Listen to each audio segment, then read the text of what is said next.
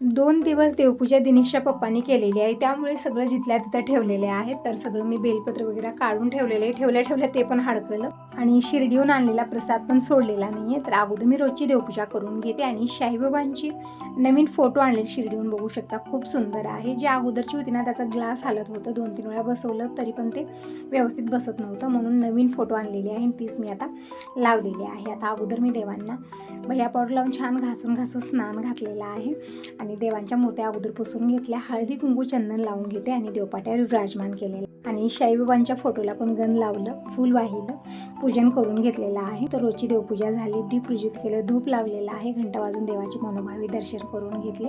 आता प्रसाद सोडते आणि महादेवाच्या मंदिरात जायचं आहे मला, त्यासाठी ताटलीमध्ये सगळी पूजेची सामग्री काढून ठेवली. दिनेश पप्पा आल्यानंतर आम्ही दोघं जर महादेवाच्या मंदिरात जाऊन आलो आणि प्रसाद दिला. त्यानंतर मी गुलाबजामुन बनवले आणि प्रसाद पण देऊन आलेली आहे. आता गुलाबजामुन एन्जॉय करू. Bye bye.